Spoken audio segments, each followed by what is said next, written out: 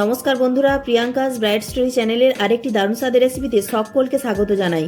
রোজ রোজ রুটি পরোটা ভাত খেতে ভালো না লাগলে যখন খিদে পাবে তখনই বানিয়ে খেতে পারেন। আবার স্কুল কলেজ অফিসের টিফিনেও বানিয়ে দিতে পারেন ডালিয়ার এই সুস্বাদু রেসিপি। খুবই সহজ রেসিপি, বেশি সময় লাগে না, চটজলদি তৈরি হয়ে যায় আর পুষ্টিকর। চলুন তাহলে রেসিপিটা শুরু করা যাক।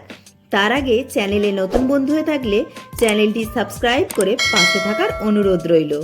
তো প্রথমেই নিচ্ছি 1 কাপ ডালিয়া, অর্থাৎ 200 গ্রাম ডালিয়া। তো প্রথমে ডালিয়াটিকে শুকনো কড়ায় ভেজে নেব।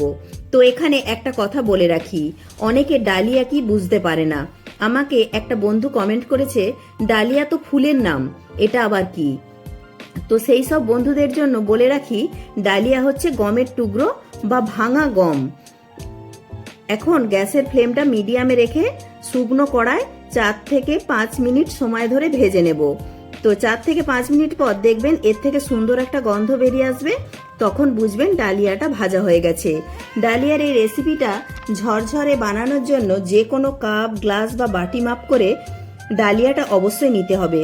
তো ডালিয়াটা আমাদের ভাজা হয়ে গেছে। এবার একটা পাত্রে নামিয়ে নর্মাল জল দিয়ে 2 বার জল পাল্টে পাল্টে ধুয়ে নেব।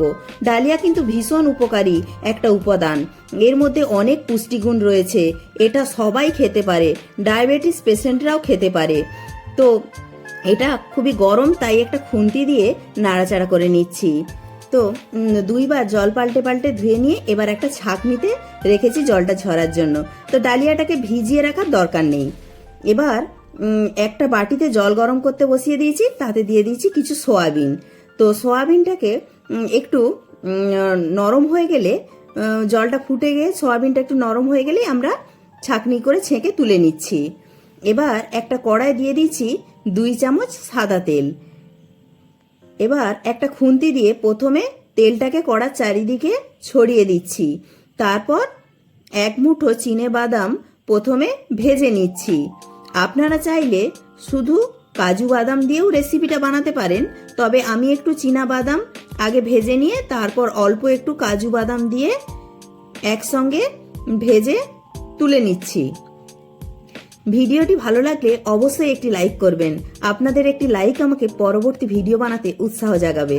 এবার ওই তেলেতে দিয়ে দিচ্ছি গোটা গরম মশলা, একটা দারচিনির টুকরো, একটা এলাচ, 2টো লবঙ্গ। এবার ওতে দিয়ে দিচ্ছি কিছু সবজি। সব সবজিগুলোকেই আমি একই রকম সাইজের করে কেটে নিয়েছি, লম্বা লম্বা করে।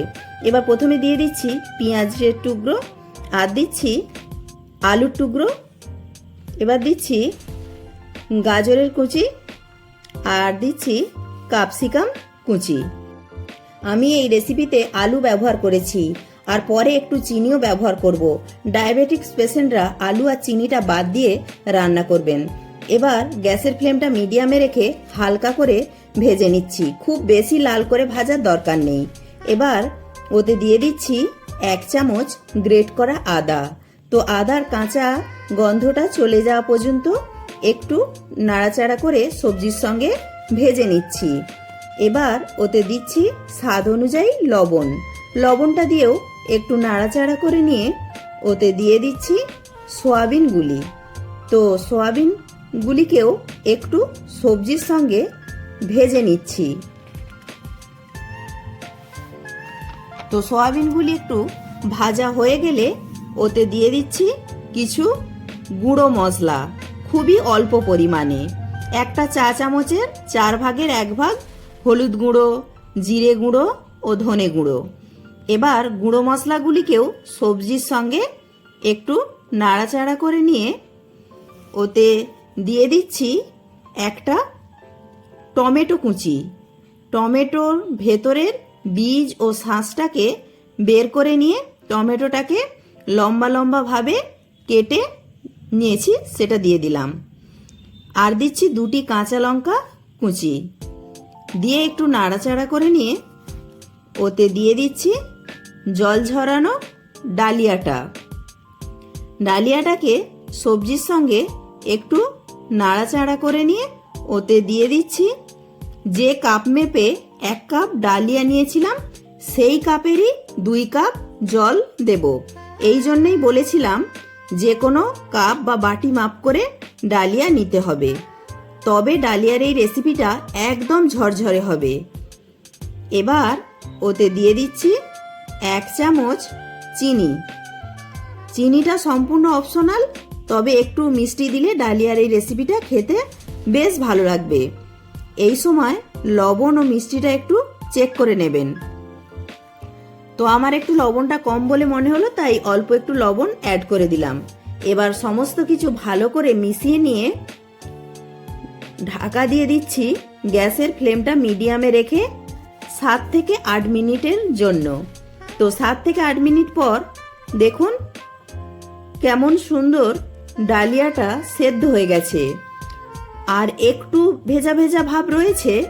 তো কড়াটা ঢাকা দিয়ে এই রকম অবস্থায় থাক, ততক্ষণ একটা তড়কা বানিয়ে নিই চলুন, যেটা এই ডালিয়ার স্বাদকে আরও দ্বিগুণ বাড়িয়ে তুলবে। তার জন্য একটা তড়কা প্যানেতে দিয়ে দিচ্ছি 1 চামচ ঘি। ঘি গরম হয়ে গেলে ওতে দিয়ে দিচ্ছি 1/2 চামচ ছোলার ডাল, 1/2 চামচ বিউলির ডাল ও 1/2 চামচ কালো সর্ষে ও 2টো শুকনো লঙ্কা দিয়ে একটু ভেজে নিচ্ছি। ডালগুলি আমি একটু মুছে নিয়েছি, তারপরে দিয়েছি। আর দিচ্ছি 7-8টা কারি পাতা দিয়ে গ্যাসটা অফ করে একটু নাড়াচাড়া করে তড়কাটা ডালিয়ার ওপরে ঢেলে দিচ্ছি। শেষে এই তড়কাটা অ্যাড করলে ডালিয়ার স্বাদ অনেক গুণে বেড়ে যায়। এবার ওতে দিচ্ছি ভেজে রাখা চীনা বাদাম ও কাজু বাদামগুলি।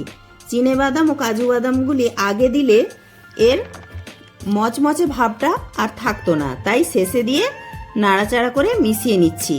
সারাদিনে যখনই খিদে পাবে তখনই ঝটপট বানিয়ে খেতে পারেন, বা স্কুল কলেজ অফিসের টিফিনেও বানিয়ে দিতে পারেন। দারুণ সুস্বাদু এই ডালিয়া রেসিপিটি।